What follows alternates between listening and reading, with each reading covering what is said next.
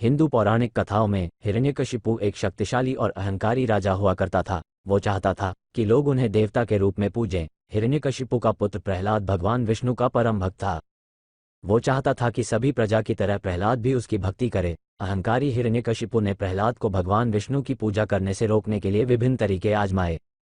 उसने कहा, हे पुत्र प्रहलाद, तुम उस विष्णु की भक्ति छोड़ दो। हम तुम्हारे पिता हैं और यहाँ के राजा भी, इसलिए तुम मेरी भक्ति करो। राजा की भक्ति करना प्रजा का कर्तव्य है। लेकिन भगवान विष्णु के प्रति अटल श्रद्धावान प्रहलाद ने इस बात को सुनकर अपने पिता हिरण्यकशिपु से कहा, पिताजी, मैं भगवान विष्णु का परम भक्त हूँ जो पूरे जगत के पालनहार हैं। पिताजी, आपको भी भगवान विष्णु की भक्ति करनी चाहिए। समस्त जगत के पालनहार भगवान विष्णु हैं। प्रहलाद के इस बात को सुनकर अहंकारी हिरण्यकशिपु अत्यंत क्रोध से भर आया और उसने अपने पुत्र को ही मारना चाहा। अहंकारी हिरण्यकशिपु की एक पुत्री थी जिसका नाम होलिका था। होलिका के ऊपर अग्नि का प्रभाव नहीं पड़ता था। उसे ब्रह्मा जी द्वारा वरदान प्राप्त था कि उसे अग्नि नहीं जला सकती है। क्रोधी हिरण्यकशिपु ने प्रहलाद को मारने की एक तरकीब सोची। उसने प्रहलाद को होलिका के साथ आग में जलाना चाहा और उसने लकड़ियों को इकट्ठा करवाया और इसके ऊपर होलिका को बैठा दिया। इसके बाद प्रहलाद को होलिका के गोद में बैठा दिया।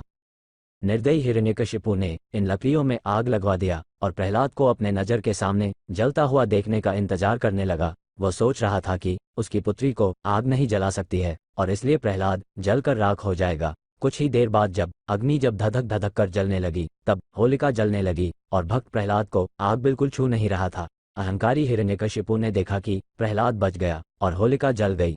अटल विष्णु भक्ति के कारण प्रहलाद आग से सुरक्षित बाहर निकल आया, जबकि होलिका का नाश हो गया। ये घटना बुराई के खिलाफ अच्छाई की जीत का प्रतीक है और इसे होलिका दहन के रूप में मनाया जाता है। इसके अगले दिन जहां लोग एक दूसरे पर विभिन्न रंगों को लगाते हैं और उत्सवी व्यंजनों का आनंद लेते हैं। राजा हिरण्यकश्यप को भगवान विष्णु के प्रति घृणा थी और वह अपने पुत्र प्रहलाद से भी उसी भावना की आशा करता था। इसलिए हिरण्यकश्यप ने प्रहलाद को अपने भरी सभा में ही मारना चाहा और कहा कि कहाँ है तुम्हारा विष्णु?